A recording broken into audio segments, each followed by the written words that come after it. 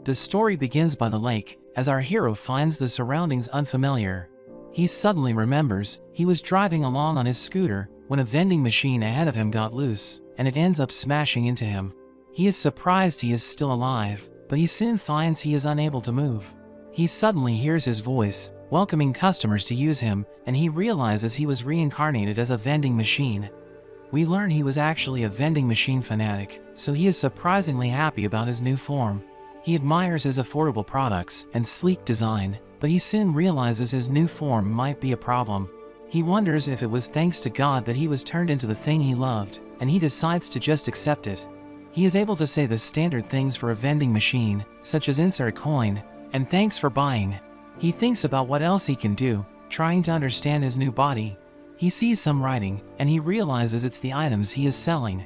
There are currently only 2 items, mineral water and corn soup. He hears a voice telling him that he can change the items by spending points, and he sees he has 1,000 points.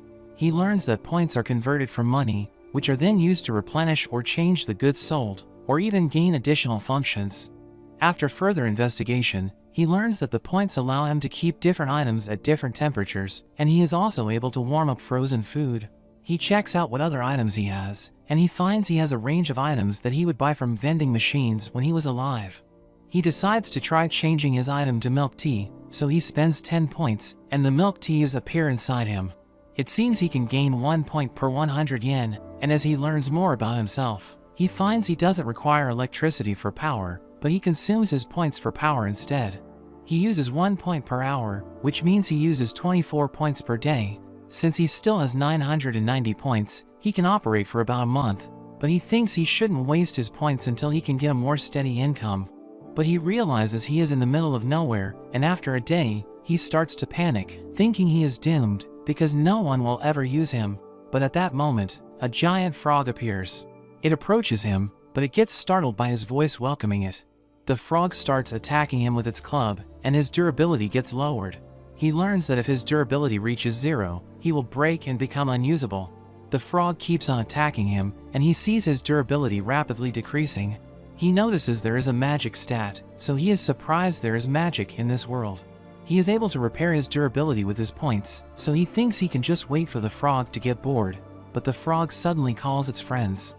Seeing the frog's axe, he starts to panic, and he tries to find a function that will save him, but there is nothing useful. The frogs keep beating him up, but he suddenly notices he can gain a blessing from God. He is able to choose from a number of different abilities, so he gains the barrier ability, and he is able to push the frogs away. He thinks he is invincible, but his points start decreasing rapidly as the frogs keep on attacking him. The frogs eventually get bored, and he manages to survive. He uses his points to repair his durability, and we see he is down to 311 points. A few days later, he still hasn't been able to sell anything, but a girl suddenly appears. She is on alert at first, but she notes how she is starving, saying she isn't cut out to be a hunter. It seems she was hunting the frogs, but she hasn't had any luck. She notices the vending machine, but she is unfamiliar with what it can do. She is startled when she hears his voice, welcoming her and telling her to insert a coin. The girl wonders what kind of coins it takes. She tries a copper coin, but it's not accepted, and he learns he needs to acquire the coin conversion function to accept it. He quickly learns the skill for 100 points, and his prices change, allowing the girl to realize it will cost her 1 silver coin. She thinks it's expensive, but she decides to try it anyway because she is starving. He becomes excited to finally have his first sale, and the girl chooses his soup item. She takes it out from him, and she is surprised it is still hot. She tastes the soup, and she finds it delicious, saying it's better than anything else that's around. He is overwhelmed with pleasure to bring her such joy, and the girl wonders what other items he has. She enjoys his milk tea as well, and she ends up buying a few more corn soups. So he ended up making about 6 silver coins, which converts to 60 points. The girl ends up falling asleep beside him, but he protects her with his barrier, seeing her as a precious customer. When the girl wakes up, she thanks him for all the food, and she is startled when she hears his voice.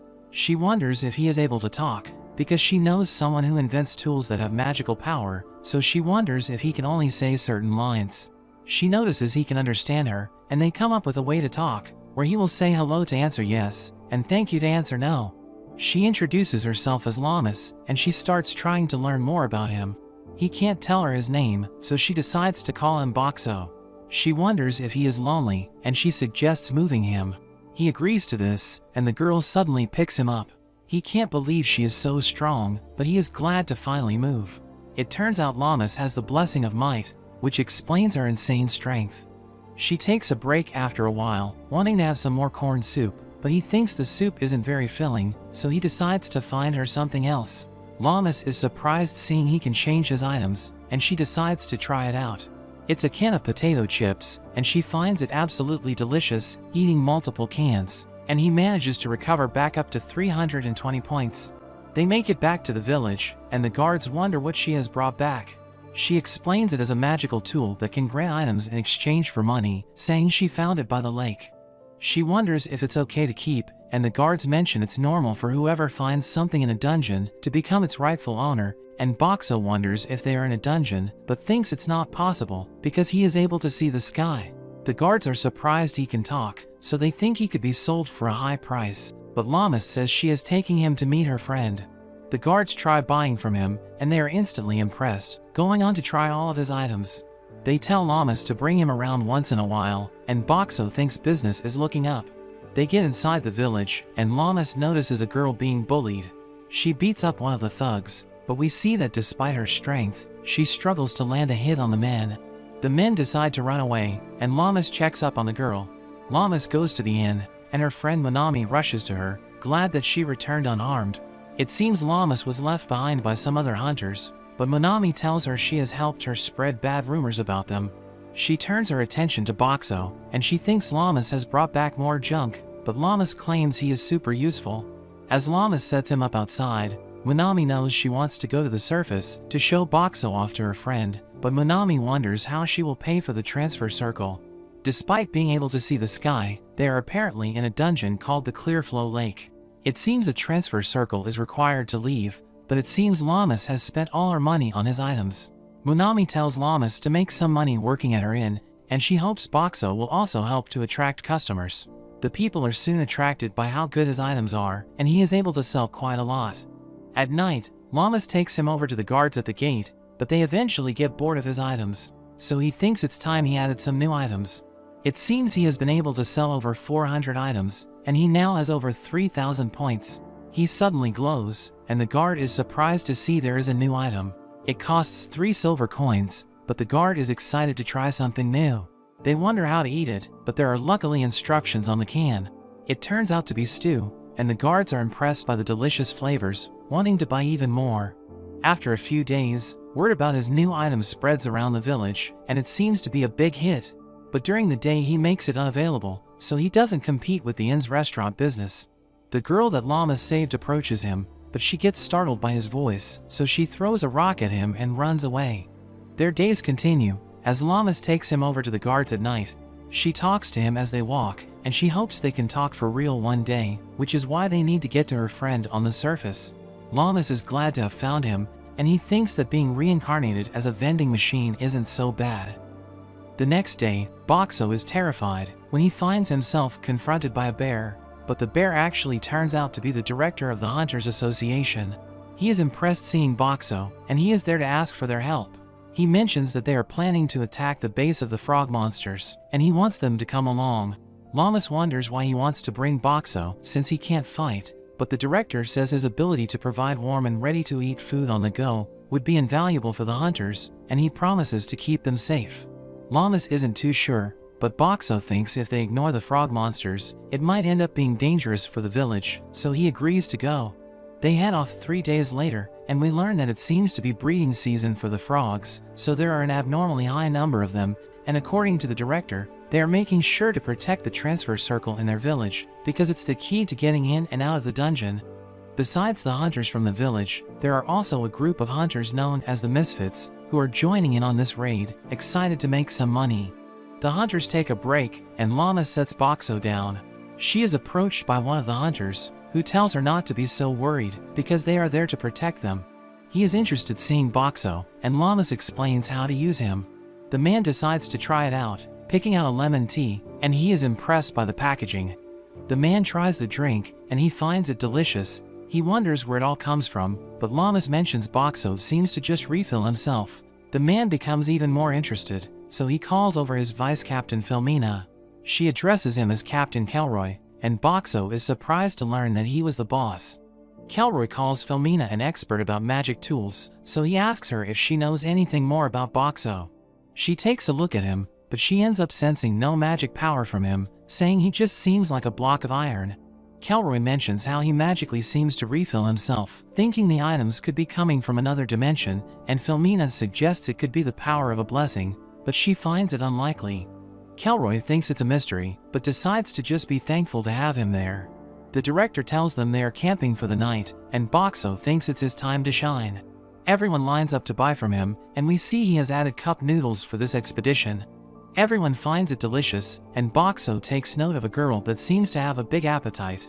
Llamas gets to know her, and she introduces herself as Sui.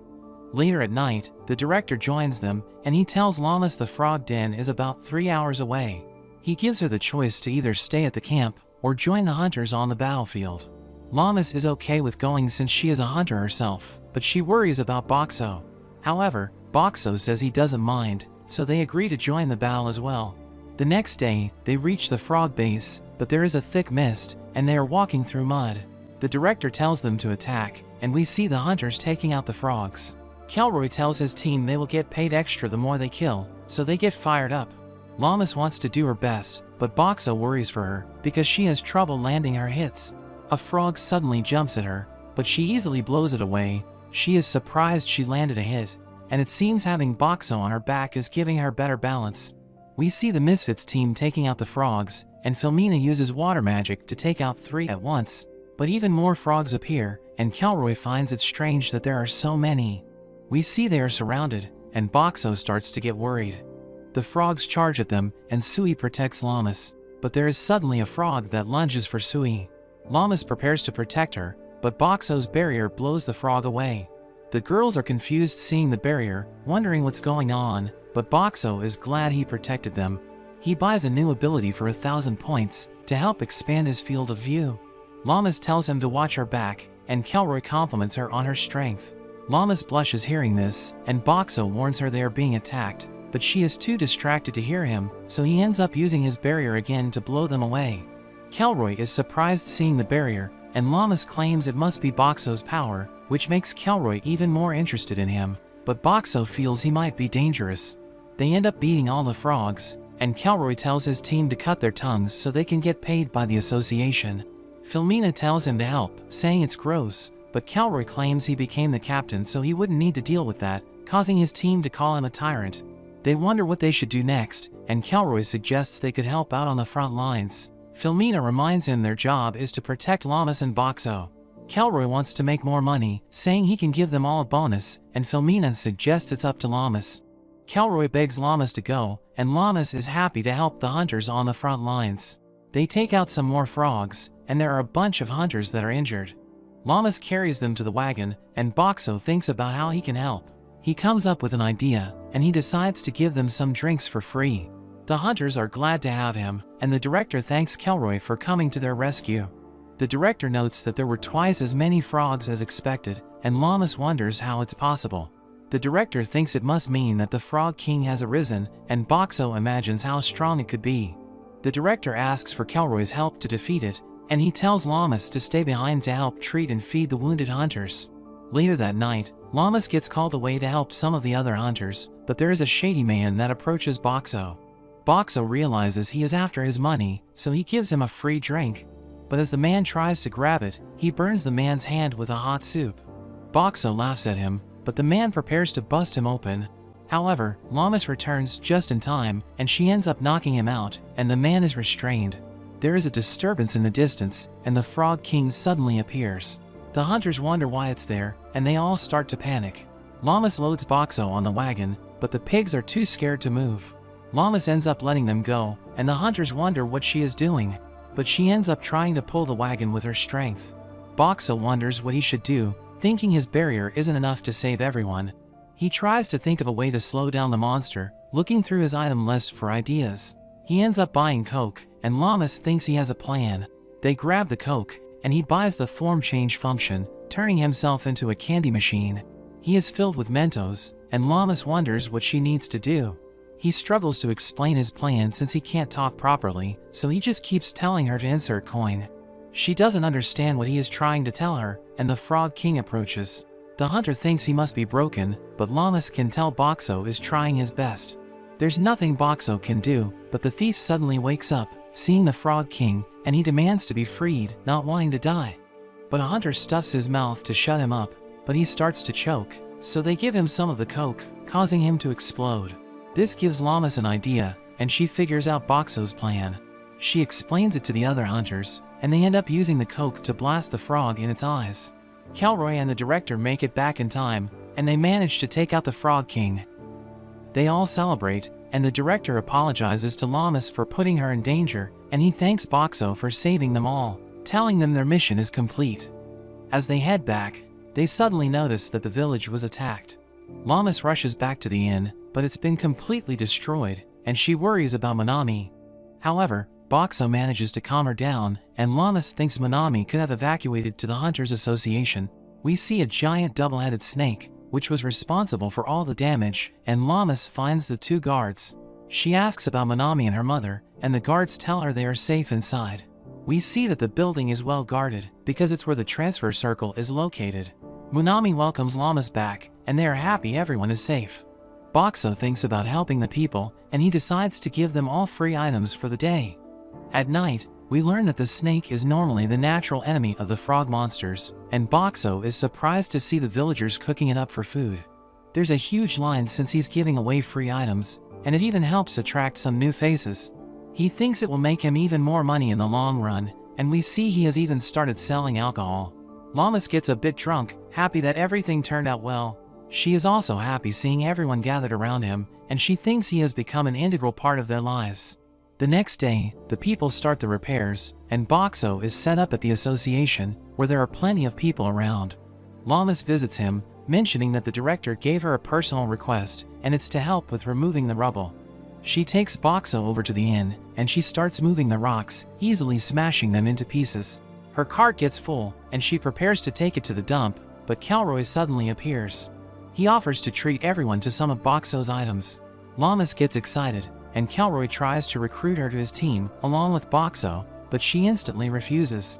Kelroy walks off rejected, and Llamas says she's too busy with helping rebuild the inn. The next day, Boxo is visited by a woman and her assistant. Llamas wonders who they are, and the woman introduces herself as Akawi from the exchange house. She mentions they are there because it seems the village is low on silver coins. Llamas thinks it must be because Boxo only takes silver coins, and he can't believe she ratted him out. Akawi proposes exchanging for her gold coins, but Boxo isn't able to do it since he doesn't have an exchange function. Llamas suggests they could just buy something with a gold coin, and they will be able to get the silver coins as change. They end up with a whole chest full of silver coins, but the thief sees their exchange. Later on, we see an old man in front of Boxo, and we see he has added a lottery function. The man is devastated when he loses, wanting to spin again, but he ends up getting dragged off by his wife. The young girl Shiori visits with a bunch of rocks to cause trouble, but she drops them all when she is startled by his voice, and she gets carried off by some men. As she approaches again the next day, she is disappointed that her father is away. Boxo can tell she is feeling down, so he gives her a free juice, and she thanks him. At night, Boxo gets set up at the bathhouse, and we see that he also sells hygiene products like shampoo. And he seems to be a big hit with the furry creatures. The next day, the old man is back, and this time with his granddaughter. He teaches her about the lottery function, and the girl is excited to try. She actually ends up winning, and her grandfather can't believe it. She gets an item for free, but she ends up just giving it to her grandfather to make him happy, saying she had a great time with him, and it seems Boxo rigged it for her. The next day, the director approaches Boxo. He heard that Boxo now has the ability to disguise himself, so he asks him to hide out where a bunch of crimes have been taking place, so he can help identify the culprit. He ends up being set up, right outside the front of the association. Llamas wonders where he has gone, but Manami reminds her the director was borrowing him, so Llamas continues to help around the association. Boxo has a quiet day, but we see Shiori looking around for him. She runs into Llamas, and she wonders if she has given any more thought to her proposal. However, Llama says she's not going to sell Boxo. Sayori says she would have enough money for the rest of her life, but Llamas refuses, saying Boxo is irreplaceable. Sayori wonders what Boxo truly is, but even Llamas isn't sure. She thinks that since he can understand and respond to everything, she sees him the same as another person, and Boxo is happy to hear she feels this way. Sayori declares she will get Boxo one way or another, but she leaves for the day, telling Llamas to take care of him until that day comes. Boxo reappears, and Llamas is shocked to see him, but she tells him she missed him, and she is excited to tell him about her day. The next day, we see Boxo as he gets wheeled around on a cart, but it turns out he has actually been kidnapped, and he wonders where he's being taken. A few hours earlier, we see Boxo getting approached by a group of men. They tell him they were hired by the director to help reinforce the walls, so they tell him the director wants him to go with them so he can help feed the workers. Boxo notices the shady guy that tried to steal from him, but he thinks he must be reformed since he's working for the director. He agrees to go with them, so the men load him onto their cart, but after 8 hours, he comes to the realization of what's really going on. He wonders how far they are going, and they eventually stop to have a break. While they are stopped, Boxo takes the chance to use his security camera to take photos of all of their faces. He's approached by the thief, and the man threatens him to give them food. Boxo refuses, so the man stabs him, causing him to take some damage. But the boss reprimands the thief, telling him not to damage the merchandise. The boss tells Boxo to hand over all his money, but Boxo refuses. They know Boxo is able to repair himself, so the boss tells his men to rough him up. The men start bashing into him, and although the damage isn't a lot, he wonders if there's anything he can do about it. He gets a notification that he can enhance his toughness by spending 1,000 points, and it instantly makes him tougher, reducing the damage from the attacks to 0. The boss notices that Boxo doesn't seem to be repairing, getting worried they may have broken him, but the thief assures him it's fine. Boxo gives them some drinks, and the man is relieved he is still working. They all try out the drink, but it turns out to be disgusting, because it was Boxo's lowest rated drink. They reach their base at night, and Boxo gets taken inside. They tell a woman to take a look at him, but they get scared as she approaches, so they just throw her the instructions and quickly run away. The woman starts talking to Boxo, and he wonders if he should answer honestly. The woman introduces herself as Hulami, and Boxo recognizes her as Llamas' friend. She's actually a magic item engineer, and it turns out she was also kidnapped. Boxo starts talking to her, and she is instantly impressed to see a magic item that can understand and speak with people. She reads the instructions, and she soon figures out how he can communicate. Hulami reveals she has experimented with trying to give magic items human intelligence, but concluded it's not possible with their technology, so she started thinking about putting a human soul into an item instead. Boxo is amazed she figured it out, and Hulami says she needs a drink from all her excitement. Boxo gives her one of his milk teas, and she finds it delicious. They keep on talking, and Boxo confirms he actually has a human soul and has memories of his past. Hulami wonders why he requires money, because normal magic items don't require any.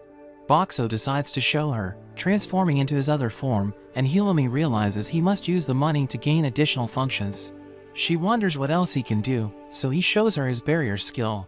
She thinks it's some kind of wall, but Boxo lets her pass through, and Hulami is amazed he can even use a blessing, but Boxo is impressed she is working everything out so quickly. Hulami goes to sleep, and Boxo wonders if the people in the village have noticed that he's missing. At that moment, the bandits return, wanting to get payback on Hulami for scaring them, but Boxo suddenly transforms, turning into a magazine dispenser, and he instantly attracts the men. The men become too distracted, and they all decide to head back to their rooms, saying they have business to take care of. The next day, a man comes in to give Hulami her food. Hulami is disappointed seeing a single loaf of bread, so Boxo decides to give her some of his food. He treats her to all kinds of different foods, and she thinks he is even better than a restaurant. Hulami is completely stuffed, but the boss enters, wanting to know what she has figured out. Hulami doesn't want to cooperate, but the boss tells her she has 2 days to figure out how to get Boxo's money, so Boxo thinks they need to find a way to escape before then. Hulami continues on with examining him, and their time is running out.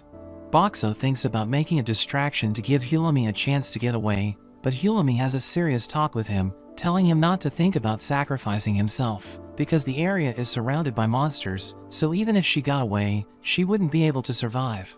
She gets tired, so she calls it for the night, but Boxo wonders what to do about their deadline. During the night, there is suddenly a commotion outside, so he quickly wakes Hulami up.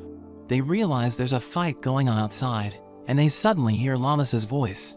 We see the fight outside, and Lamas calls for Boxo, charging into the building.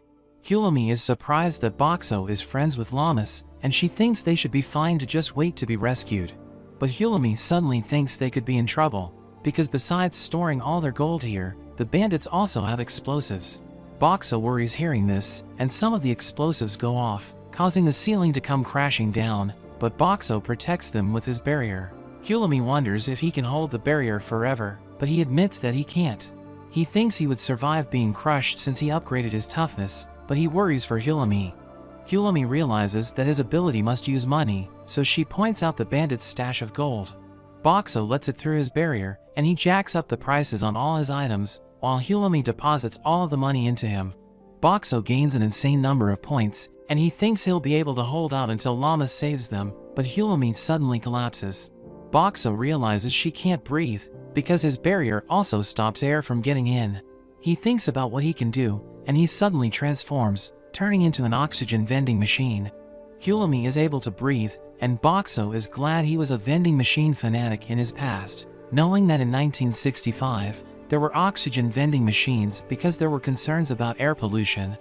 Hulami thinks she would fall for him if he were a man, and even Boxo is charmed by her.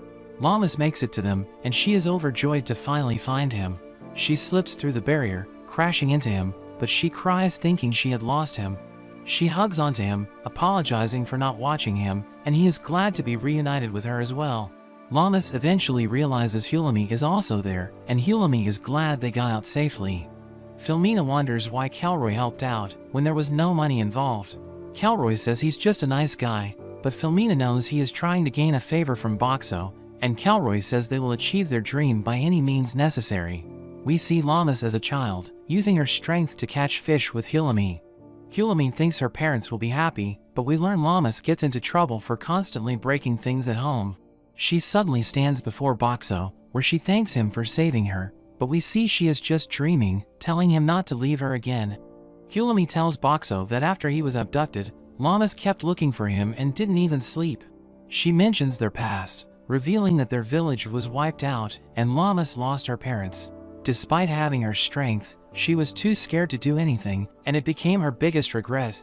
Boxo wants to do whatever he can to help her, and she dreams they'll be together forever. The next day, Hulami decides to stick around in the village, and Lamas heads off to do some work. Hulami and Boxo get approached by Sui's bodyguards. The man tells them that Sui will be coming to make a request from them, and he hopes that they will accept the request. The men panic as they hear Sui approaching, so they quickly leave. Sui introduces herself to Hulami, and she asks for a favor. Hulami wonders what she wants, and Sui explains there is a gathering of merchant families where they reveal their newest magic items. The organizer is her rival Kana, and she gets mad even thinking about her. Hulami thinks it sounds interesting, and Boxo agrees as well. They go over to the event, and Boxo looks around for Sui's rival. Sui approaches her, and they pretend to get along. Kana checks out the competition, looking over at Hulami and Boxo, but she is confident she will win. The presentations begin, and we see the first participant show off his latest invention. He introduces it as a magic weapon that can transform. Hulami thinks it's a good idea, but it turns out he is just putting different attachments onto a stick, and everyone is disappointed. After a number of other lackluster presentations, Hulami starts to get bored, but it comes to Kana's turn. Her engineer reveals a robot, claiming he has succeeded in a dream of giving intelligence to a magic item. Hulami is shocked, thinking he must have put someone's soul inside the robot, and she notes that it's banned by the Magic Engineer Association because it's too dangerous, mentioning that a whole town was destroyed in the past because of it. The robot impresses everyone as it can follow commands, but it suddenly starts to go wild, wanting to kill everyone.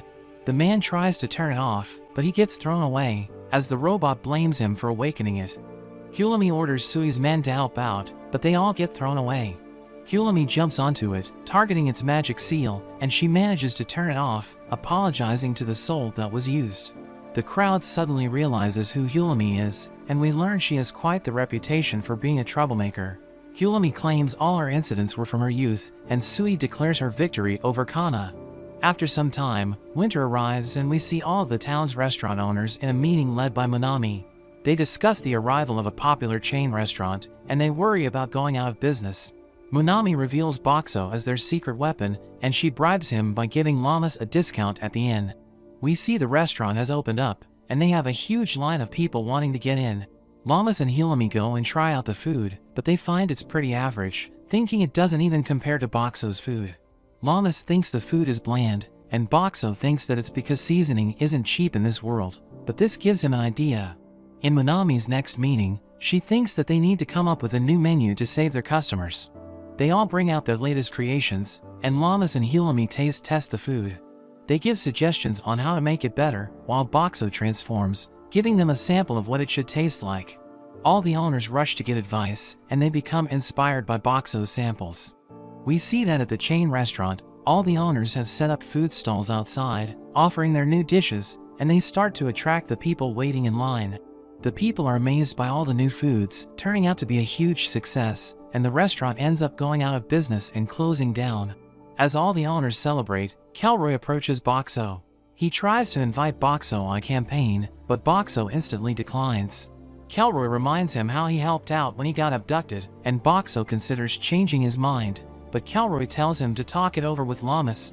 Hilami thinks that most people would want the opportunity to join Kelroy's group, and she wonders what Llamas wants. Llamas says she wants to fight so she can get stronger, but Hilami wonders if she is after revenge, and Boxo wants to help her in any way he can, turning into a flower machine, and he cheers Llamas up. Boxo thinks about what Hilami told him about Llamas' past, and as spring approaches, when the hunters will become active again, he wants to be able to protect her. He is suddenly approached by a girl, but she quickly hides behind him as the guards approach. The guard gets some stew, and his friend wonders why he keeps eating the same thing, but the guard insists it's his favorite. We learn that the girl is into him, but she's just too shy to make a move. Boxo decides to help her out, transforming into a new form and giving her some vegetables. He gives her a bunch of other ingredients as well, and she realizes he is telling her to cook the man's favorite stew. The girl thanks him, and we learn they ended up getting together. Spring arrives, and it seems Llamas and Boxo have agreed to go on Kelroy's expedition. We learn they are going to check up on the crocodile monsters, since they are one of the 3 main monster factions in their area, and after dealing with the frog boss and the twin-head snake, they are going to check to see if the crocodile monsters have over-multiplied as well. The group prepares to leave, and Hilami reveals she is also going, saying that the director hired her to perform an ecology survey. They head off, and Kelroy is glad to finally get out of the town. They are suddenly attacked by some frog monsters, but the group easily fights them off. Llamas wants to get involved, and she thinks about throwing rocks. Boxo thinks throwing would be a good use of her strength, so he gives her a reinforced bottle to throw. She gives it her best, but she ends up completely missing. The group stops for a break, and they enjoy all of Boxo's food. They are glad they don't need to hunt for their food. Boxo shows off his new function, adding on an emergency box, and it turns out to contain the parts of a portable toilet. The group thinks it's amazing, and Kelroy tries to take credit for it since he convinced Boxo to join, but the group doesn't buy it. They continue on, and Kelroy mentions they are entering the crocodile's territory. He decides to send Akka and Shiro to scout, so they head off while the rest of the group waits. When they return, they report that they found a group of around 30 crocodiles. Hilami mentions that a normal group is between 10 to 50, and Kelroy thinks that since there aren't an abnormally large amount of them, they can just leave them alone. But Filmina mentions that the crocodiles go for a high price, so she wants to take them out. Kelroy ends up agreeing, and they decide to rest up for the night. As they sleep, we see Hilami telling Llamas to be careful. She wishes there was something she could do for the fight, mentioning the crocodiles are weak to the cold, and Boxo suddenly turns into an ice machine. Hilami gets an idea, wondering how much ice he can make, and we see Boxo dumping ice into the river the next day. The crocodiles end up all getting out from the cold, and Kelroy thinks this is their chance. He asks Filmina to create a fog, but she says she can't cover such a large area. They wonder what they should do, and Boxo turns into another machine. He starts dumping dry ice into the river, and it creates fog over the whole area. Kelroy tries to take credit once again, but Filmina says Boxo is more useful than him. Kelroy gets depressed thinking he is useless, but they end up heading off to hunt the crocodiles. Hulami is left with Boxo, and she explains her real mission from the director is to investigate the appearances of the boss monsters. They are meant to be quite rare, but after 2 of them have appeared, she wonders if something is going on. There is suddenly a huge crash, and the group comes rushing back. We see Llamas unconscious, and they are being chased by the crocodile boss. Kelroy tells Hulami to jump on, but she doesn't want to leave Boxo. However, he pushes her away with his barrier, and Kelroy grabs onto her. Boxo transforms and starts making noise to grab the boss's attention.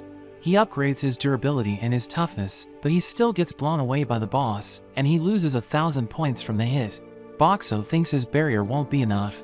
He wants to protect the group, so he transforms once again, and he shoots some fried chicken lunches at the boss. The boss starts to eat it, so he spits out a whole mountain of them, but the boss ends up eating him in a single bite. Boxo finds himself inside the boss's stomach, and he notices his points are rapidly decreasing.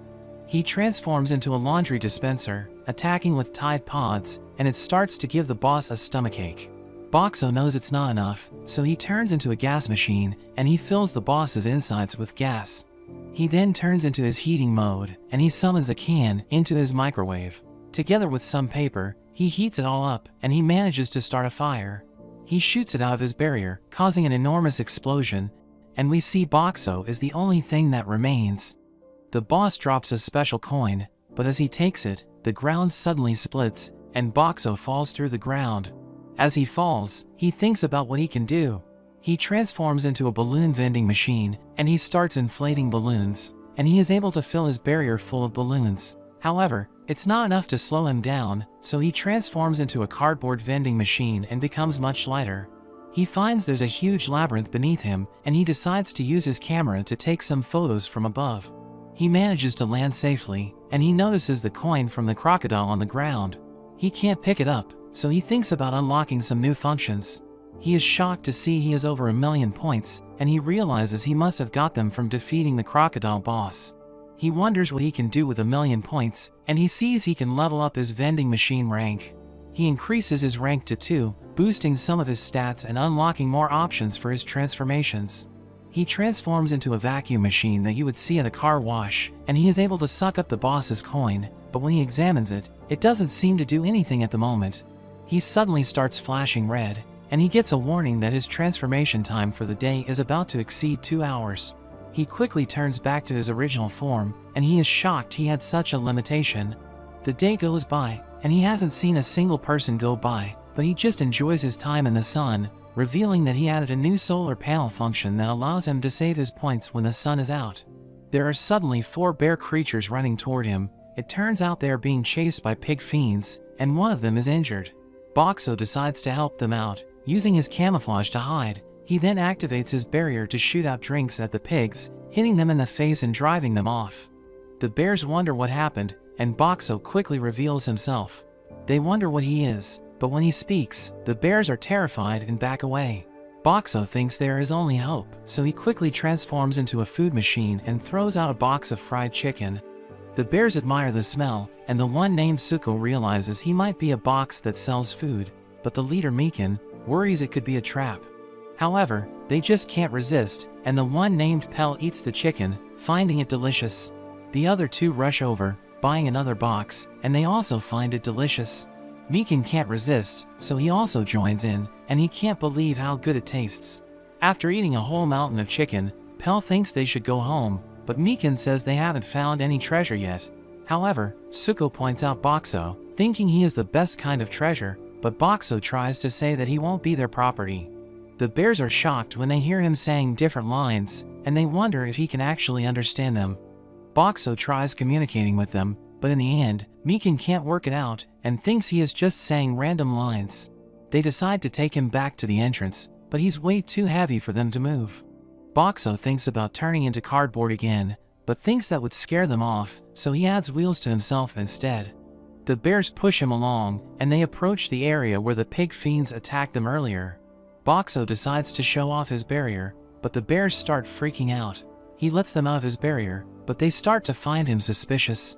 Boxo tries to communicate with them again, using a new function to display text, but the bears can't understand Japanese, so they aren't able to read it. The bears think they should just leave him behind, but Boxo quickly drops more fried chicken and they easily change their minds about him. The pig fiends suddenly come rushing over, and Boxo turns into a gas pump, but realizes he can't move his nozzle. However, the ground shakes, and the nozzle comes loose, allowing him to spread his gas, causing all the pigs to slip. But the ground keeps shaking as an enormous flaming skeleton appears. Meekin recognizes it as the boss, and he tells the others to run. They rush away with Boxo, and the boss ends up eating the pigs. They manage to get away, and they end up spending the night in the labyrinth. While the bears sleep, Boxo notices some flaming skulls approaching. He makes as much noise as he can, and he manages to wake up the bears. Meekin says they need to deal with them, or they could end up calling the boss. They wonder how to fight them, and Boxo quickly gives them water. The bears throw water on the skulls, and Meekin is able to finish them off. Pell thinks Boxo is amazing, since he helped them with exactly what they needed, and Boxo thinks this is his chance to communicate with them, but Meekin says it's just his imagination, saying it was a coincidence. The next day, they continue toward the entrance, but they hear a fight going on up ahead. Kuro runs up to scout ahead, and he returns to tell them it's safe, saying he saw the director, as well as an abnormally strong girl. We see Llamas as she defeats a pig fiend, calling out for Boxo. She sees him approaching, and she instantly rushes to hug him. We see Hulami and Kelroy's group are also with her, and they are glad to finally find him. The bears greet the director, and the director thanks them for saving Boxo. Meekin wonders what Boxo is, and the director introduces Boxo as a resident of their village. Meekin wonders how a magic item could be a resident, but the director explains that Boxo can understand them. Meekin finds it hard to believe, pointing out how Boxo just says random lines. But Llamas explains their communication system, and the bears are shocked to learn that he could understand them the whole time. They manage to get out of the labyrinth, and the director reveals they had a second objective besides saving him, mentioning that Kelroy's group wants to defeat the skeleton boss. Kelroy explains that everyone in his group has a goal, and they are determined to achieve them no matter what. He goes on to explain the legend of the labyrinth, where it's said that if you can reach the lowest level and meet the requirements, you can have any wish granted. Llamas wonders about the requirement, and Kelroy believes it's the coin that drops when a boss is defeated. Boxo is surprised to hear his coin is so valuable, and Kelroy says that among his group, they have 6 wishes that they want to achieve. They currently have 3 coins, and they have been going around to different areas whenever they hear that a boss has appeared. Kelroy knows he got a coin from the crocodile boss, and he suggests working together, saying it would even be possible for him to turn into a human. Llamas gets excited hearing this, and they end up agreeing to join Kelroy's group, but Boxo isn't quite sure about turning back into a human. They prepare to head back into the labyrinth, and the director shows them a map to prepare. Boxo notices it isn't quite accurate, and he manages to show the pictures he took when he was falling down. The director is impressed, and promises to give him a bonus when they get back. They head into the labyrinth, and they discuss the plan to defeat the skeleton boss. The director reveals a trap that was discovered by some other hunters, and they plan to lure the boss into the pit. Kelroy thinks it probably won't be enough to take it out, and its flaming body would melt any attacks that they try, so he thinks about using Filmina's water magic and Boxo's water to fill the pit, hoping to put out the boss's flames. He asks Boxo if he can produce enough water, but Boxo thinks if he just used his water bottles, it could take days to fill up. But he suddenly gets an idea, transforming into a pressure washing machine, and he's able to let out much more water. Everyone is impressed, but Boxo thinks about his limited transformation time.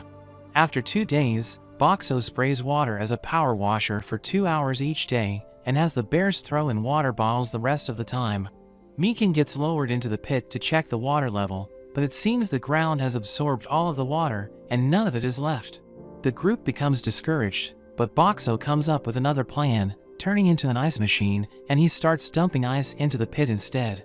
At night, Llamas asks Boxo if there's something on his mind, because she has noticed that his light flickers when he's thinking.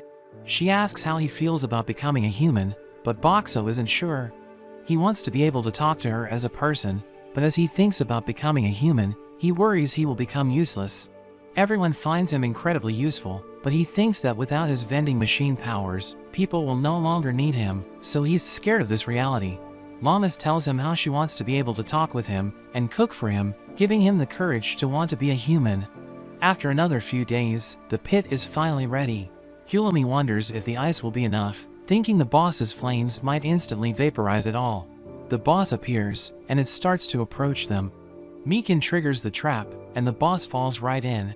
Hulami warns everyone to watch out for steam, but nothing comes out, and Mikan points out that the fire is out.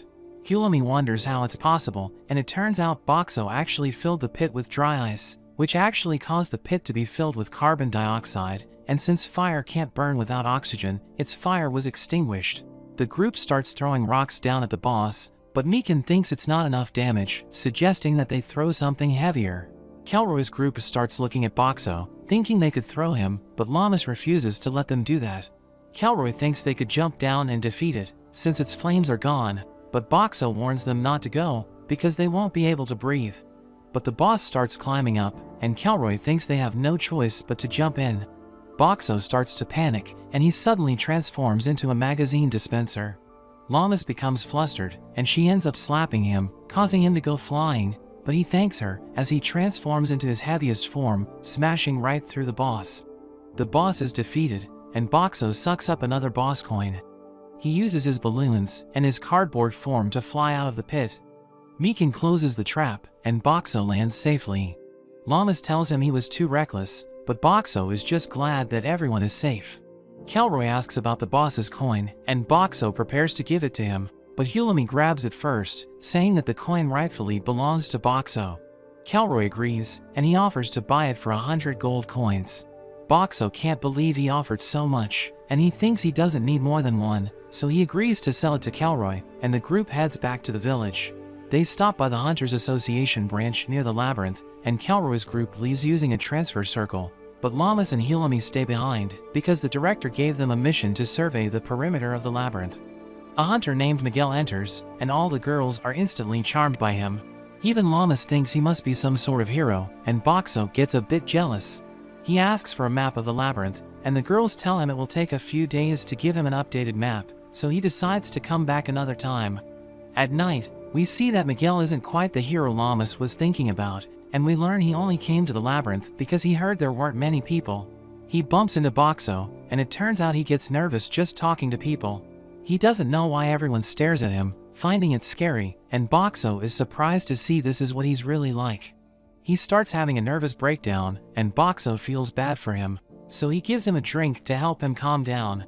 The next day, Lammas tells Boxo that Miguel is joining them on their job. They head off together, but when Lammas tries to get to know Miguel, all he can do is play it cool and agree. When Hulami asks him questions as well, he gets nervous and ends up running off to guard the rear instead. Boxo feels bad for him, but it seems Miguel is trying to improve his communication skills. After a week of traveling, Lammas seems to be feeling unwell. Hulami worries about her, telling her to ride on the cart, but Lammas decides to keep going. However, she suddenly gets weak, but Miguel catches her just in time. They stop for a break, and it turns out to be Lammas' time of the month. Boxo thinks about what he can do to help, and he turns into a hygiene product dispenser. Hulami wonders what his item can do, but when she sees how absorptive it is, she realizes how to use it. After that, Boxo even turns into a washing machine, and he takes care of all of Lammas' clothes. After 2 weeks of traveling together, Miguel has started warming up to the group, finally able to eat with everyone. Mikan smells something up ahead, and he tells the group to stop. Pell senses it as well, and he can tell there is a group of men up ahead. Hulami finds this strange, because there shouldn't be anyone out in the middle of nowhere. Miguel gets nervous hearing this, and he tells the group that the men are probably after him, so he thinks he should leave so he doesn't cause them trouble, but Lammas doesn't want to let him go. Hulami wonders why he is being targeted, but Miguel isn't able to say. Hulami tells him there's no need to worry about their safety, because Boxo will be able to protect them. Boxo shows off his barrier, and Hulami tells him to test it, telling him to stay if Boxo can block his attack. Miguel agrees to this, and he prepares to go all out. He unleashes a lightning dragon, but the barrier is able to stop it. It does 500 points worth of damage, and Boxo is shocked it was so much, thinking it was almost as strong as the crocodile boss's attack. They continue on foot, and Miguel can sense that there are 3 swordsmen and 2 magic users. Lammas is amazed he can sense them from so far away, and we see the men approaching them. The leader reveals they are there for Miguel's life, and he wonders if Lammas and Mikan are his companions, but Miguel says they are unrelated, telling the man to leave them alone. The man agrees not to harm them if he doesn't resist, but Miguel doesn't trust him, so he decides to fight. Llamas and Mikan run off, drawing the two magic users. The mages attack, but Boxo blocks it with his barrier. He then transforms into his washing mode, and Llamas sprays the men with water. She then attacks with soap, blinding their vision, and she easily finishes them off. Miguel fights against the leader, but in an instant, he is able to take him out. Miguel thanks Llamas for her help, and he tells them to get the others while he gets information from the men. When they regroup, Miguel isn't able to say why he's being targeted, and he thinks it's too dangerous to keep traveling together, so he thinks it's time they part ways. But Llamas suggests he should join Kelroy's group, saying they don't care about a person's past as long as they are strong. Miguel agrees to get in touch with them, but when he leaves, he just can't handle meeting more people. The group makes it back to the village, but when they check in at the guild, the clerk finds it strange because he thought Boxo was already back. It turns out that at the closed-down chain restaurant, there are some vending machines, but when they try it out, it's actually just a person inside, and they are just selling the food from the restaurant. Llamas and Hilami aren't impressed, and after a week of Boxo being back in the village, the restaurant is once again out of business. Munami holds another meeting with the restaurant owners, and she suggests holding an eating competition. The repairs to the village are almost complete, so she thinks the contest would be a good way to attract more people. The other owners think it's a good idea, and they decide to hold it in 2 weeks' time. But after a week, we see the restaurant owners asking Boxo for help, and Hilami wonders if there's a problem with the contest. Munami says it was all going great until they realized that Sui and the band of bears would be entering, and they are all known for their insane appetites, so the restaurant owners think they are going to go broke running the competition. Llamas wonders if Boxo can help them, and he ends up thinking of giving the contestants cola because the bubbles will fill them up. Llamas thinks the contestants might complain because the people drinking water will have an advantage. The owners decide to market the drink before the event at a higher price, and then on the day of the contest, they'll give it out for free, so the people will be more likely to want it. They all thank Boxo for his help, and Munami hopes he can continue to help if they have any more problems. On the day of the competition, we see the event has attracted a large amount of spectators, and Munami reveals there were so many entries that they need to have 2 preliminary rounds, with the top 5 of each group moving on to the finals.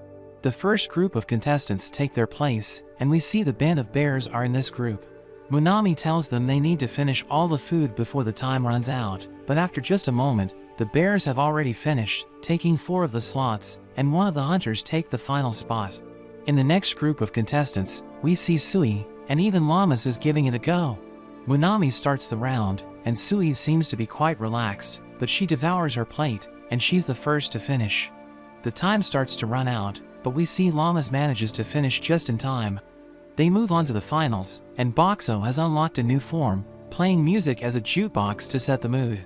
The contestants prepare to eat, and Munami tells them that whoever eats the most during the time limit will be the winner and get a special prize. They all start eating the food, and we see Sui easily devouring the first dish. The second dish is a fruit crepe, but she eats it all in a single bite. The bears manage to keep up with her, but she's just too fast, and she ends up winning the competition. She is given her prize, but when she opens it, she finds it's empty. However, Munami reveals that the prize is being able to use Boxo, and he will do anything she wants for a day. Boxo is surprised to hear this, but Munami begs him to go along with it and help her out. The next day, Sui brags to Akka and Shiro about her prize. Kelroy gets excited, thinking they can use Boxo on a monster hunt, but Sui says she isn't planning on sharing him, and she has other plans. They head into the original dungeon, and they reach a small house. There are a bunch of kids that come out to greet her, and her master Mia welcomes her back. Sui shows off Boxo to the kids, and they all try out his food. Boxo is happy seeing all their smiles, and he even turns into a balloon machine, giving them all balloons. After that, Llamas plays with them, spraying them with water, and Boxo does their laundry afterward. Sui tells them to take a bath while they wait, but they find they are out of hot water. Mia thinks they will need to skip baths for that day, but Boxo comes to the rescue, and he is able to fill it up with hot water. They all have a relaxing bath together, and Mia thanks Boxo for his help. At night, they have more of his food for dinner, and Llamas is glad they could make so many kids happy. After they all go to sleep, Sui thanks Boxo for everything that he did. She thinks it must have been expensive to give out so much food, and she promises to find a way to repay him, but he tells her it's not necessary. Sui goes on to talk about the original dungeon, saying it's the first place that everyone must go through, and the only way to leave is to make it to the transfer circle. There are many children that get abandoned here, and Sui reveals that her wish is for everyone here to be happy. Meanwhile, we see a group of men approaching, and it seems they are after Boxo, hearing he can produce unlimited food. Boxo thinks about waking everybody up, but he worries it could put the children in danger. So he transforms into his dry ice machine, creating a fog which spooks the men, and then using his barrier, he fires ice at the men, causing them to run away. In the morning, Boxo shows the others what happened at night, and Sui recognizes them as former hunters who have a base nearby. Mia leaves Sui to watch the children, and she heads off to teach the men a lesson. Llamas wonders if she'll be okay by herself, but Sui notes that Mia is an expert hunter, and even Kelroy is afraid of her.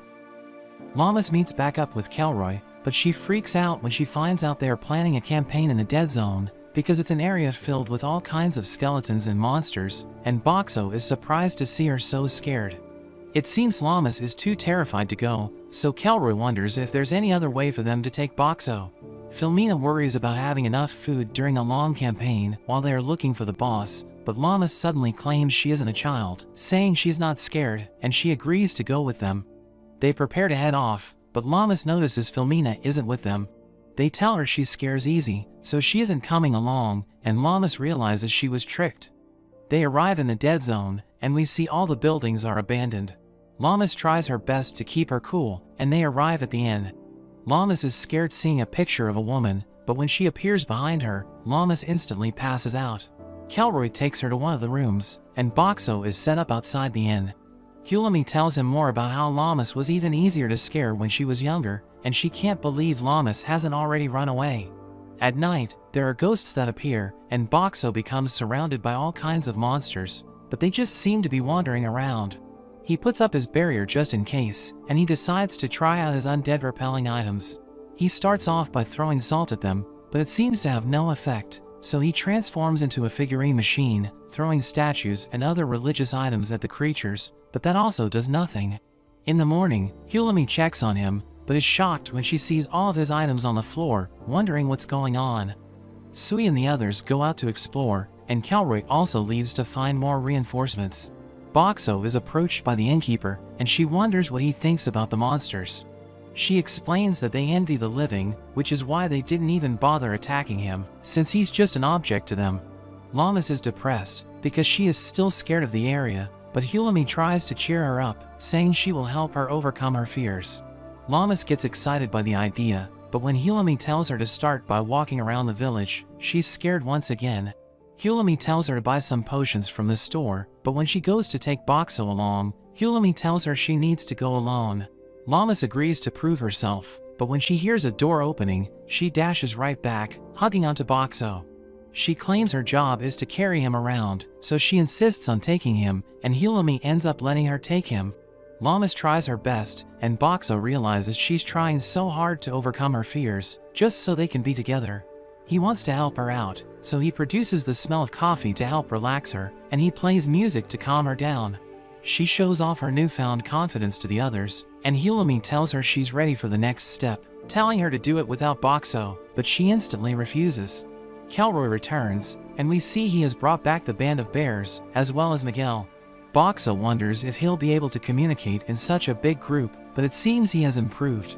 The group has a meeting, and Kelroy reminds them that their goal is to defeat the boss of the area, the King of Souls, suggesting that they go out looking for it during the day. They head out exploring together, but after just a while, they are soon surrounded by monsters. However, the group is prepared and is easily able to handle them. After several more days, the monsters seem to just ignore Boxo, but there is suddenly a zombie boy that approaches him. It seems the boy wants his food, so he ends up giving him a drink, but the boy just bites the bottle because he isn't able to open it, but he manages to get through. The next night, the same boy comes back, so Boxo gives him another drink. He keeps coming back every night, and Boxo starts to enjoy his visits. One night while camping outside during their exploration, Boxo wonders how the boy is doing, but the boy manages to find him. However, Akka and Shiro are on watch, and the boy gets taken out. Boxo feels bad about this, but he knows it's not Akka's fault. They find he had a coin on him, and they wonder if he was trying to buy something. After some more time, the group has a lead on where the boss is. They start discussing their strategy. Kelroy reveals that the Soul King is a magic user that can use multiple different elements. Hulami wonders how he plans to deal with it, but Kelroy thinks Boxo's barrier would be the perfect defense against its magic. Boxo agrees with his plan, and they all have a toast before they head out. The group heads off, and they approach the Soul King's location. They scout from a distance and see the Soul King, but there are also countless monsters in their way. Kelroy thinks they'll need to take them out before fighting the boss, but Sui thinks it'll be tough to fight so many. Boxo gets an idea, turning into a gasoline machine, and Hulami wonders what he's trying to tell them. She sprays out some of the gas, examining it, and they soon realize that it's flammable. The group prepares to fight, throwing bottles of the gas, covering all of the monsters, and the flaming skulls set everything on fire. The group charges through with Boxo's barrier, and they head straight for the boss. The Soul King attacks them with lightning magic, but Boxo's barrier manages to withstand it. Kelroy and Sui attack, but the Soul King creates walls that stop the attack, and the walls even split up the group. Llamas and Boxo are by themselves, but Llamas charges at the boss. The Soul King blasts her with ice, but Boxo easily blocks it. The Soul King is surprised they can stop his magic, and he tries using wind to blow them away, but Llamas is able to withstand it, thanks to her blessing of strength. The boss tries to bury her, splitting the ground underneath her, and Llamas starts to fall, but Boxo quickly transforms into cardboard, and Llamas manages to jump back out just before the ground closes. The Soul King prepares to attack again, but he's suddenly interrupted by an arrow, and we see the others boosting Sui up over the wall. Llamas takes her chance, and she uses Boxo to land a finishing blow. The group celebrates their victory, but we see the Soul King on the floor cursing at them. Kelroy steps on him, preparing to finish him off, but there's suddenly a darkness from the sky as a black orb drops onto them. Everyone panics, and Boxo's barrier takes massive damage, but it eventually stops. Miguel and Kelroy get back up, but when Kelroy tries to grab his hat, there are vines that suddenly emerge, taking the Soul King's remains and forming an orb in the sky. The orb dissolves, and another skeleton monster emerges, but it seems to know Boxo is from another world. Llamas wonders who he is, so he introduces himself as the Netherlord. He examines the Soul King's coin, but finds no use for it and just throws it away. Llamas wonders what he is after, but the Netherlord says he's just hunting, just like they are hunting the dungeon bosses. Meanwhile, Miguel sneaks away, and he suddenly launches a surprise attack, but it has no effect and he gets blown away. Hulami rides in on the carriage, telling them all to run, and she throws a bottle of Boxo's gas. The Netherlord wonders what she's doing, but Sui follows up with a flaming arrow, causing an explosion. The group takes the chance to run, but the Netherlord blasts them, and he grabs Hulami, recognizing her as a threat. He grabs Sui as well, and he proceeds to shock them both. Llamas rushes to them, but she's too late, as the Netherlord drops them to the ground. Llamas is devastated at the sight, and she charges in, but the Netherlord avoids all of her attacks. Llamas wonders what they should do, and Boxo comes up with a plan, but he worries that it might not work. The Netherlord counterattacks with his magic, but Boxo stops it just in time. Llamas tells him that she believes in him, giving him confidence. Boxo transforms into his balloon machine, filling his barrier with balloons, but the Netherlord tells them it's futile, as it charges up his ultimate technique. Boxo shoots out Llamas from his barrier, but he uses his balloons as a distraction. Llamas takes this chance, and she lands a kick on the Netherlord's staff, managing to shatter it. The Netherlord decides to retreat, and he disappears with a cloud of dust. Llamas rushes to check up on Hulami, reminding her of their promise to stay together. Kelroy gets back up, and he quickly checks on Sui. He refuses to let her die, and he tries to give her CPR. Boxo realizes there's a chance to save them, and he turns into an emergency defibrillator.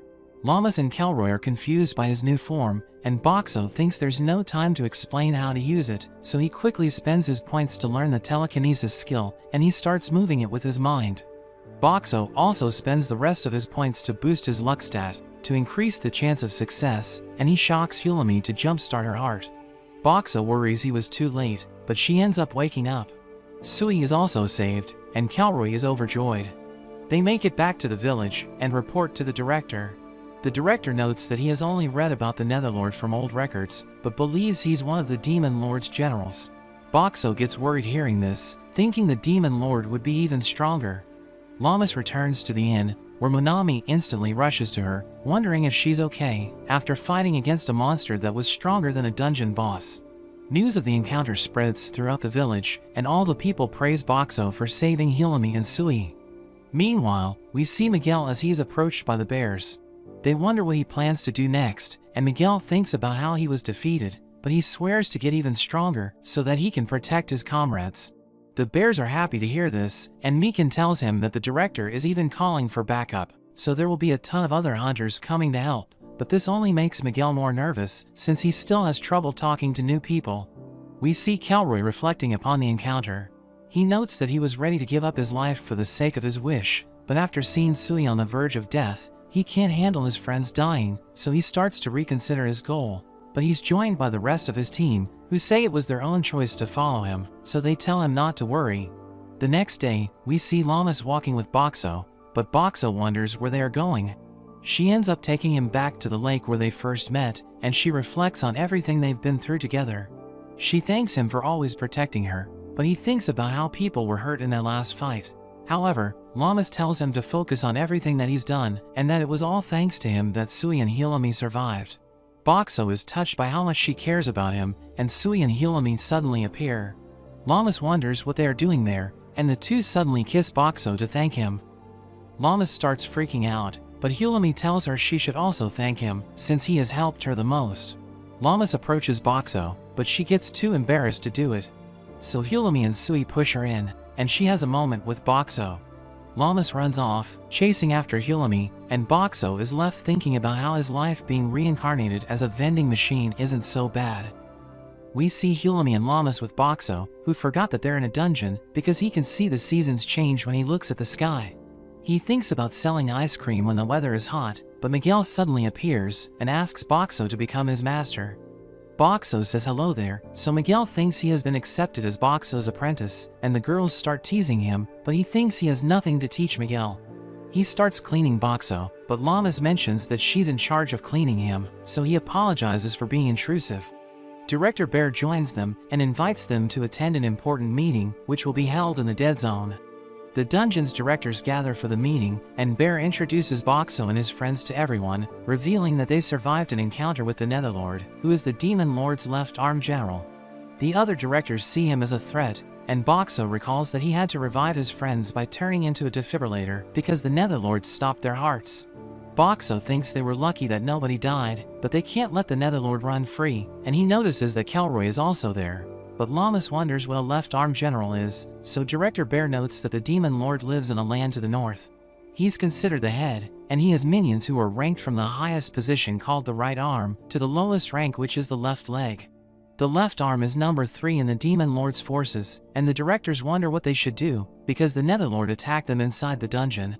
Director Bear suggests hitting him with everything they've got, and everyone agrees with him, so they all decide to work together to take down the Netherlord. After some time, the aces from each area show up, and they approach Boxo and his friends. One of them buys water and soup from Boxo, who wonders why there's an elderly couple in the assault squad, and he realizes that a school director named Hoxie is also in the team. He recognizes her as the owner of an orphanage, and he knows that she taught Sui archery, but the elderly couple talks to her, and he can't believe they know each other. The ace hunters gather in the area, and they decide to have a party before going after the Netherlord. But one of them wonders what old people are doing there, thinking they aren't up to the task.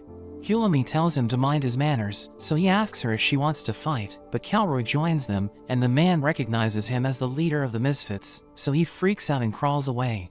Kelroy notes that his party is out of commission, so he needs all the help he can get. Hoxie mentions that she's from the Origin Stratum, while the old woman Yumi reveals that she has the blessings of swordsmanship and healing light. The old man notes that his name is Shim, and he reveals that he knows magic, while Hilami and Llamas also introduce themselves.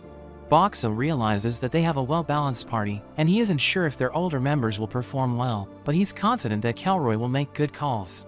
The next day, they split into several teams, and they search for the Netherlord, as Director Bear apologizes for getting everyone involved in such a dangerous task. But Yumi tells him there's no need to apologize, because they're all comrades, and she notes that she can sense monsters ahead. Hoxie shoots them with her arrows, and everyone's impressed that she was able to kill 3 at once, while Shim realizes that the monsters still haven't noticed them, so he blows them away with his magic. Yumi charges in, and she cuts down the skeletons in her path, so Director Bear realizes that they still haven't lost their touch. But they explain that they're no longer in their prime, so they aren't as powerful as they used to be, and Llamas thinks they're amazing, so she tells Boxo they should do their best to keep up. Everyone has dinner together, and they all think Boxo's food tastes amazing, so he's glad he's helping them with their morale. Llamas trains in the middle of the night, and Yumi tells her to lower her center of gravity because it will improve her power and accuracy. She decides to give it a try, and she realizes that it improves the power of her punch, but Yumi tells her she needs to get used to fighting without Boxo. He knows that she still can't control her strength, and having him on her back gives her just the right handicap, but she needs to learn how to use her strength without him. Hulami thinks the Netherlord let Llamas go on purpose so that she could report to the authorities and bring an assault force together. She thinks he wants the Ace Hunters to gather in that stratum, but she notes that it's just a worst-case scenario, and she doesn't want to confuse everyone with her ideas, so she only tells Boxo. After that, they continue searching for the Netherlord, and they see another hunter team fighting his minions. He watches them as they fight, and we see Boxo's party behind him as Director Bear tells them to prepare for battle. Hulami tells Llamas to relax, because they have plenty of aces in the team, and Director Bear tells everyone to buy time until reinforcements arrive. They charge in, and they cut down the Netherlord's minions, while Boxo transforms into a power washer, and uses his telekinesis to cut down the monsters with his hose. Everyone obliterates the skeletons, but the Netherlord revives them, so Director Bear realizes that they won't stay down unless the Netherlord is defeated. He tells everyone to get away, because the Netherlord is gathering his magic power, so he'll probably use an explosion spell. The hunters run away, and he unleashes a devastating spell, which destroys everything in the area. We see that everyone was able to survive, so the Netherlord is impressed, realizing he shouldn't underestimate them. But he summons his minions, and Boxo realizes that he needs to do something, because they're at a disadvantage. The Netherlord knows that Llamas has the blessing of might, so she'll be able to harm him if she reaches him, and we see the real Boxo above him, because she threw him up there during the explosion spell. We learn that she's carrying a magic item made by Hulami, and he transforms into a massive ice vending machine as the Netherlord sees him approaching. So he uses his magic to stop him, but he struggles to lift him, and Boxo fills the ground with ice. We learn that he prepared the defibrillator before he transformed, and he uses it to electrocute the Netherlord, causing him to pass out. Boxo manages to crush him, and he returns to his original form, as Llamas asks him if he's okay. But they realize that the Netherlord is still alive, and he notes that the staff is precious, so he needs to retrieve it.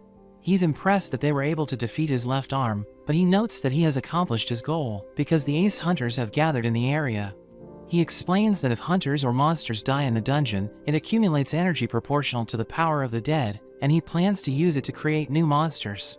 So he prepares to kill everyone, and Hulami realizes that the other areas are defenseless, because all the Ace Hunters are gathered there. They make their way back to the village, because they need to protect everyone from the Netherlord, and they return to the Hunters Association. But we learn that Hoxie and Kelroy return to the Origin Stratum, and Director Bear's assistant tells him that a swarm of monsters invaded the village a few days ago. She notes that most of the inhabitants failed to evacuate, and they tried to activate the transfer circle, but it didn't work. He asks her about everyone's status, so she reveals that the people who can't fight are upstairs, while the hunters on guard duty are on the terrace. He tells her she has done well, but she suddenly collapses, and the guards in the team decide to help the hunters defend the association. Miguel follows them, and Shim notes that he'll use his magic to help them out, while Yumi mentions that her healing spell will come in handy. Llamas considers joining them, but Director Bear tells her to help him distribute meals, because the people haven't been eating well. Boxo thinks she isn't ready for battle yet, because she wants to find Manami, and he gives everyone food and water, so they all enjoy their meals. Llamas takes him to the second floor, where they continue to distribute food and drinks, and a girl named May asks her about Shim and Yumi, so she explains that they're both safe. She tells Hulami that Shim and Yumi's descendants are okay, but Manami rushes to Llamas, who's glad that she was able to escape from the monsters. Hulami tells Boxo that she wants Shim and Yumi to learn about the situation, and he decides to help her by changing his form, but they realize that the monsters are approaching. She sees that the village has been destroyed, but Boxo notes that they still have work to do, and the hunters start fighting the monsters. She tells Shim and Yumi that their descendants are safe, and they use their powers to defeat the monsters, while Miguel uses his sword skill to wipe them out. Boxo notes that he can't let himself fall behind, because everyone's doing their best, and Llamas realizes that the hunters are exhausted, so she carries them inside, and tells them to leave the rest to her. Boxo realizes that her motivation is back since she met Minami, and a girl named Shirley tells her it's time for a quick break. He gives her a drink, so she thanks him for being such an outstanding gentleman, and notes that it's too bad that he isn't a guy. Llamas notes that it's their turn to hold the line, so she tells Shirley to take a nap, and she leaves to fight the monsters. She grabs onto one of them, and uses it to send the other monsters flying, but Boxo realizes that the defensive wall is broken, thinking the monsters used the hole to get in. After she defeats the monsters, he realizes that she's already tired, so he gives her a bottle of water, and the other hunters mention that they've already recovered, so they rush outside. He wants her to take a break, but she wants to continue fighting, because she's determined to protect everyone. He recalls that her old village was destroyed by monsters, so he understands how she feels, but he knows that she might die if she doesn't slow down. So he decides to stop her at all costs, and thinks it's the perfect time to use the skill he's been practicing for a long time. He calls her by her name, and tells her to stay back, but she freaks out, wondering when he learned how to talk. Llamas suddenly passes out, because her body has reached its limit, and Hulumi reveals that she heard everything, so Boxo tells her he can talk a bit. She realizes that he can't speak fluently, because there's a limit to the syllables he can use, and we learn that he can only take the sounds from the lines he knows, and pronounce them in a different order. She mentions that she wants to learn more about him, but he thinks it isn't the time to enjoy their conversation, so he tells her to take him to the terrace. We see another wave of monsters approaching, but he creates cola bombs by combining Mentos with them, and uses them to take down the monsters. We learn that the horde retreats in the evening, and attacks late at night, so the hunters defend the association while the others are sleeping. The band of bears suddenly appear, and they tell Boxo to give them something to eat, so he gives them their favorite fried chicken.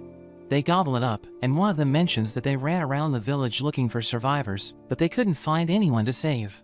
He adds that the monsters are gathered near a huge hole in the wall, and they saw big ones approaching in the distance, but Boxo can't believe they were running around in a danger zone.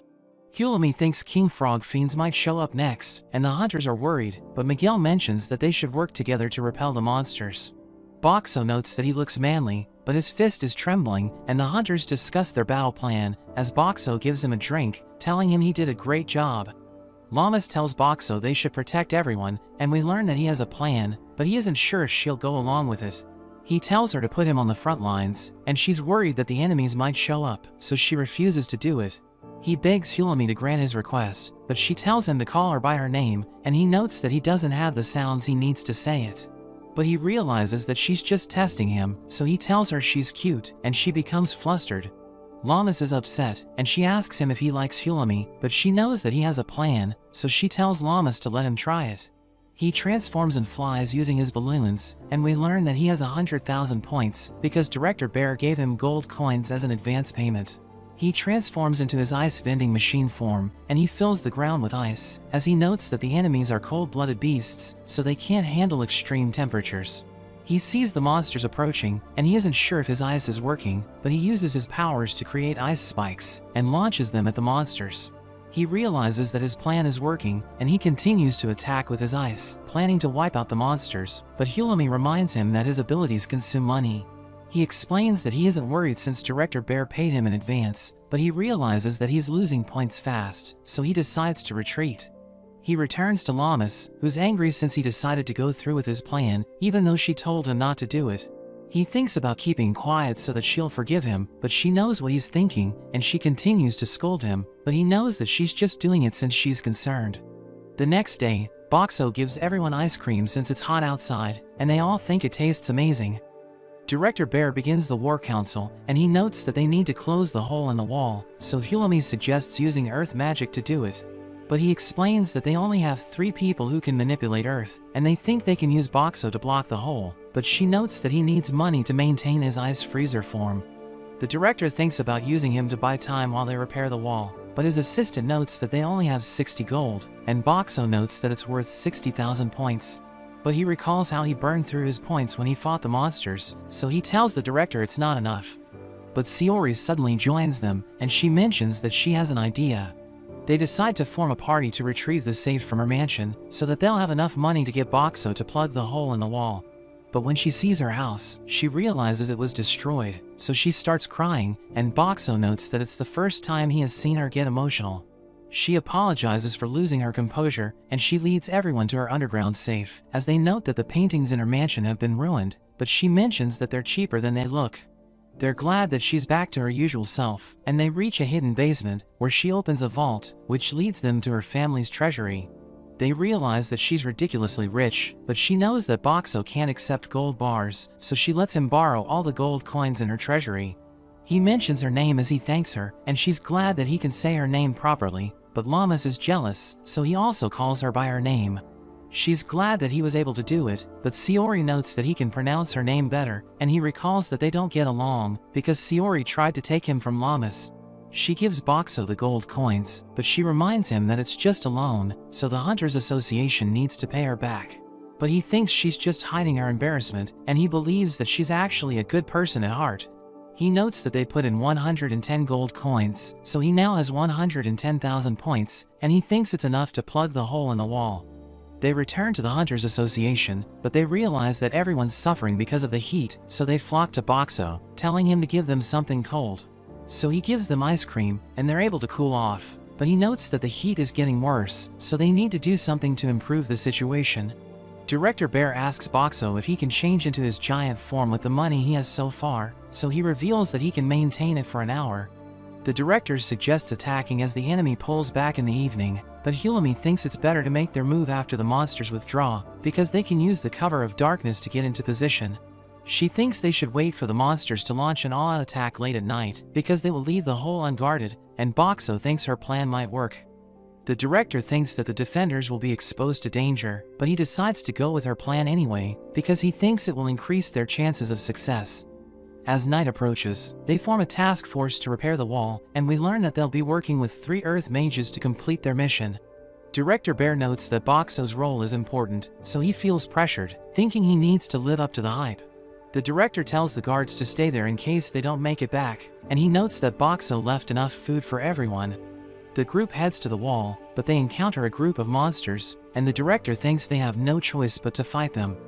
Shim suggests waiting for an opening, so they wait for the monsters to attack the association, and when they hear the hunters fighting, Llamas prepares to make her move. But Yumi tells her to wait a bit longer, and a monster sees them, so Shirley takes it out.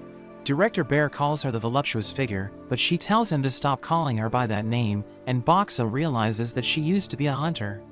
Director Bear tells him it's time to fill the hole, so Llamas wishes him luck, telling him to come back alive. He's glad that she believes in him, and as he starts to fly, he gives her a drink and tells her he'll be back. He realizes that countless monsters are outside the wall, and he's surprised by how organized they are, but he knows that he doesn't have time to hesitate, so he immediately makes his move. He transforms into his giant form, and he blocks the hole in the wall, but he's surprised that the beasts are running away, thinking someone must be controlling them. He uses his new function to create a concrete slab, which is meant to fix a vending machine in place, but he spams the skill to stack the slabs, until they completely cover the opening in the wall. He returns to his original form, and Director Bear tells the Earth mages to make their move, but he sees a group of monsters chasing them, so he attacks them with his claws. Boxo realizes that he's a formidable fighter, and the Earth mages start fixing the wall, and the band of bears knock the monsters out with their roaring blessing. Llamas helps the mages repair the wall, while Shim and Yumi work with Miguel to wipe out the monsters, and Boxo realizes that everything's going according to plan. But he sees that the monsters are organized once again, so he looks for the person who's controlling them. He sees a mage wearing a black robe, and thinks he looks suspicious, so Boxo flies towards him, as he considers crushing him to death.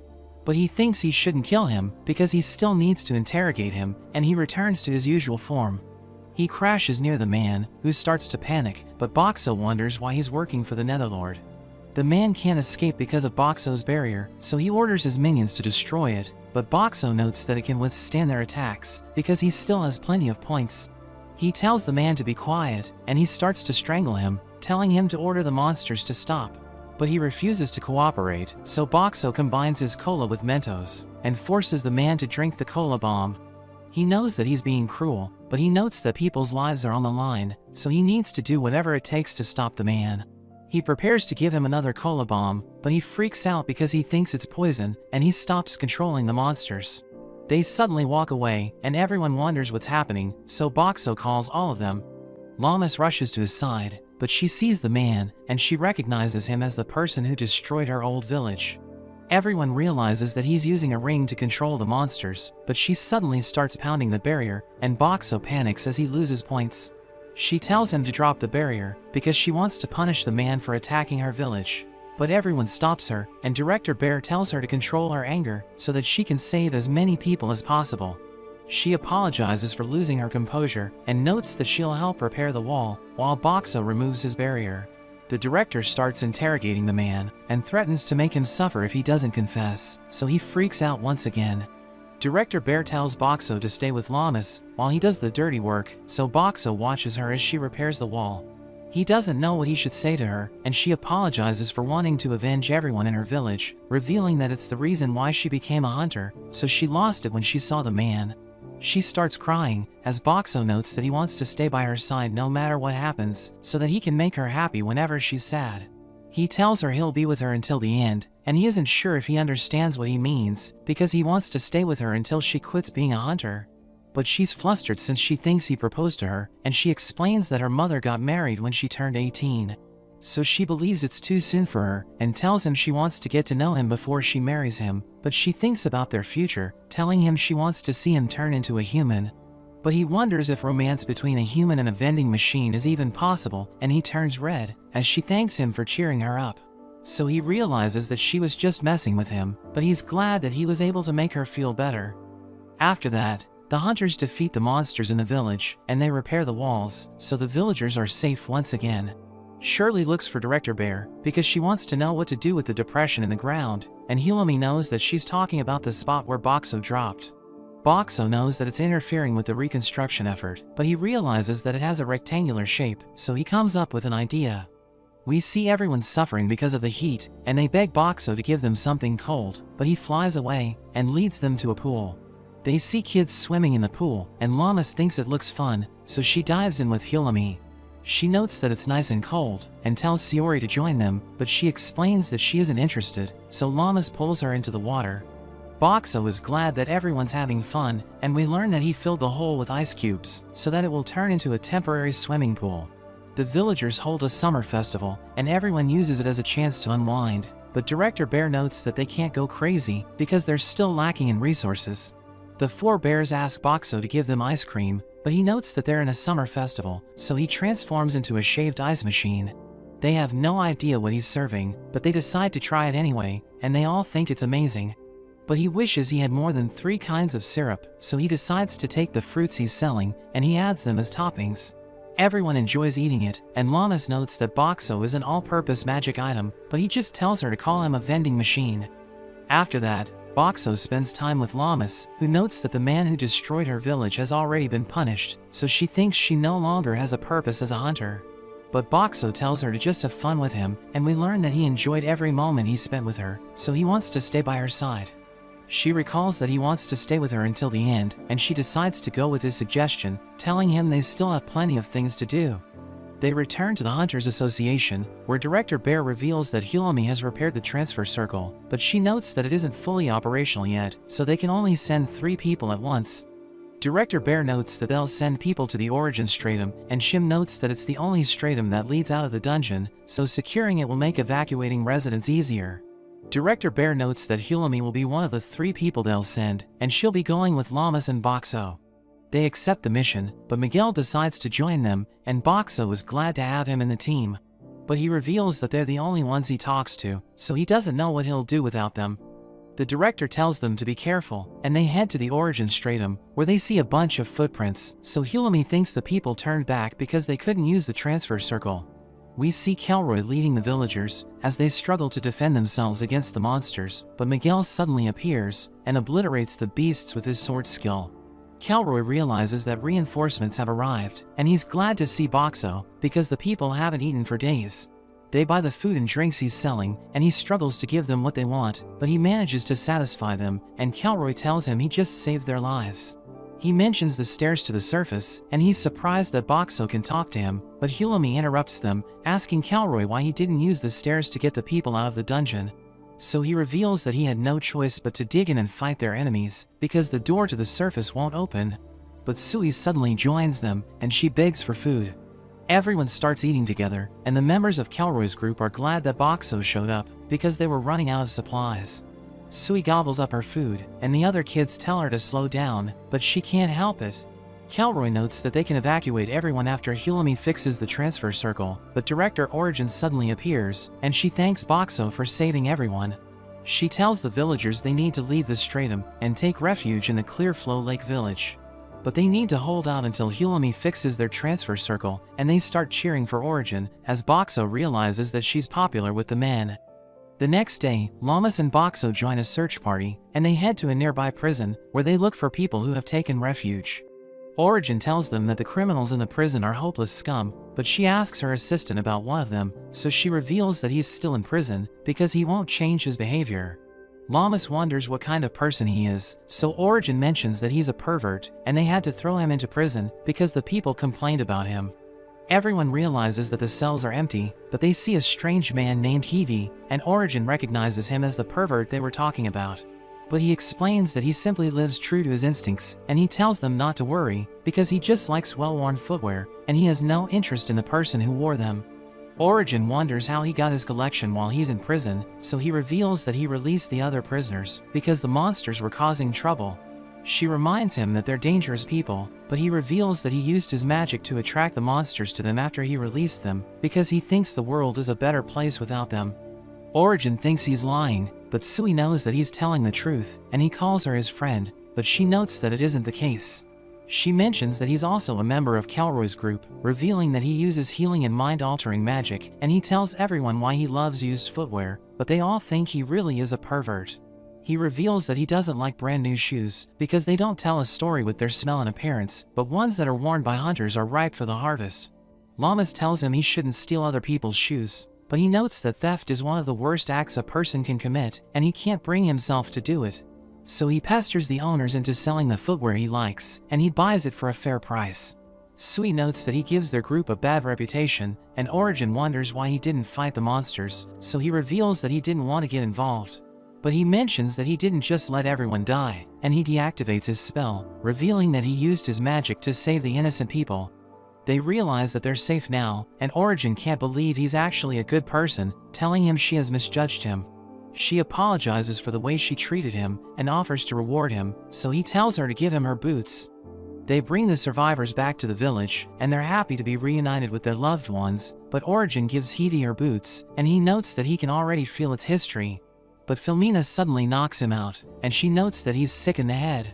Calroy returns Origin's boots, and tells her she can't let Hidi have it, as he whispers something to her, which causes her to freak out and run away.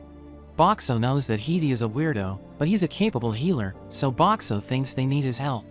Hidi approaches him, and he buys a warm tea, but he pours it in one of his boots. He reveals that the boot was worn by a lady hunter for 12 years, so he enjoys the sweat and experience in it. He notes that he can only enjoy its scent for a week, and he starts drinking his tea, as he tells Boxo to take it easy, because he appears to be tense. Hidi mentions that they only live once, so they should do whatever they want with their lives, telling Boxo they have the same spirit as enthusiasts, but he notes that it's not true.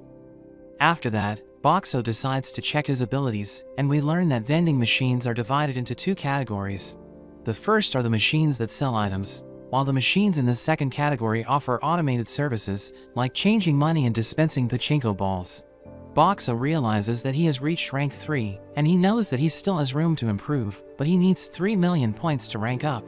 He suddenly sees the 4 bears rushing towards him, and they tell him to give them their favorite fried chicken, but he finds them annoying, so he wants them to calm down.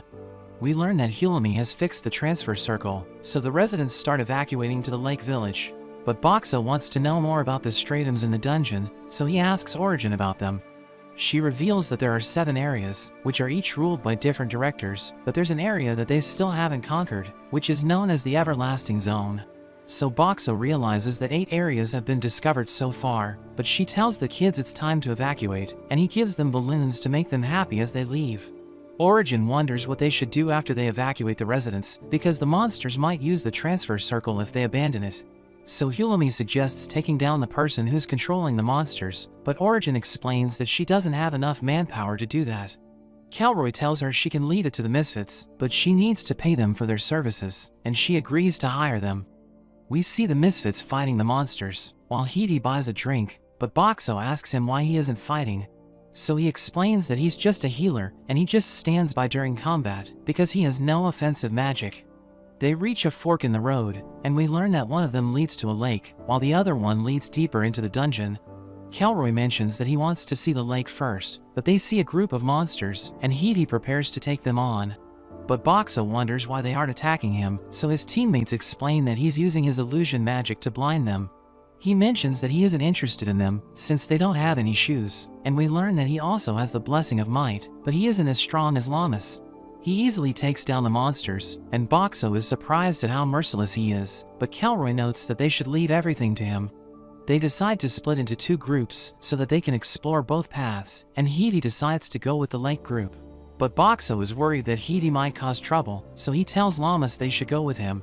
They wipe out the monsters in their path, and they reach the lake, but Hidi tells everyone to have fun in the water. Boxo finds him sus, and Lammas explains that they need to hurry back, because the others are waiting for them.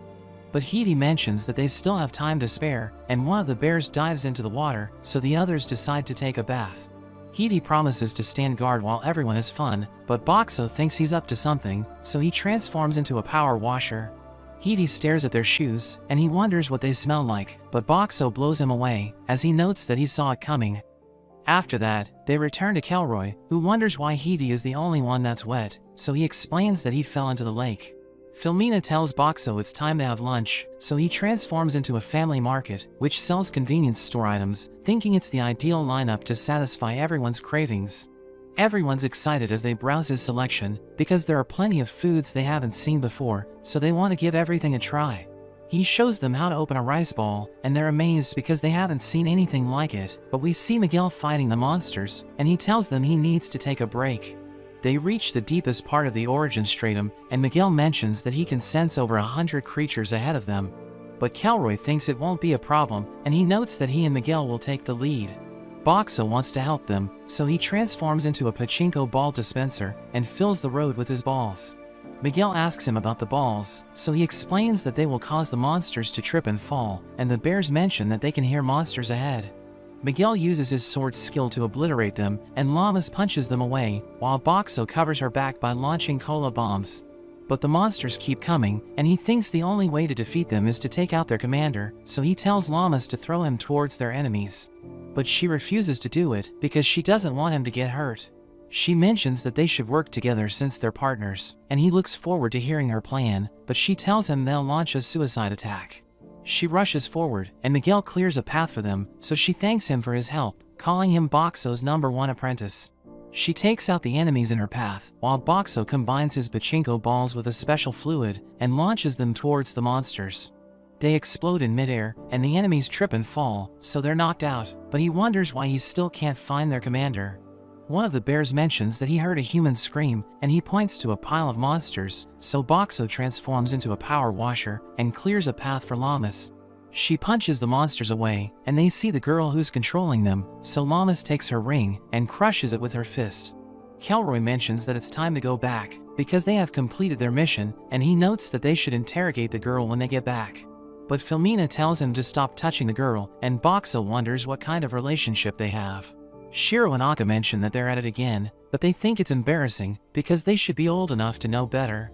Lammas thinks Filmina is young, but Sui reveals that she's older than Kelroy, and she just looks younger because she's part vampire. Hidi explains that vampires feed on humans' blood, but they can also use other bodily fluids for nourishment, and it's possible for them to have children with humans. Lammas thinks it sounds lovely, so Shiro and Akka tell her that humans shouldn't have children with monsters. But she explains that she doesn't mind, and thinks Filmina is just like everyone else, because the Misfits have already accepted her. As they make their way back, Lammas asks everyone about the wishes they want granted, and Sui mentions that she wants money, so that the children in the orphanage can eat every day. Lammas mentions that she wants to turn Boxo into a human, and Hidi notes that his wish is to collect enough used shoes from all over the world, so that he can use them to build a castle. Shiro and Aka reveal that they want to be popular with the ladies, but Sui notes that they're both losers, and everyone wonders what kind of wish Kelroy and Filmina have.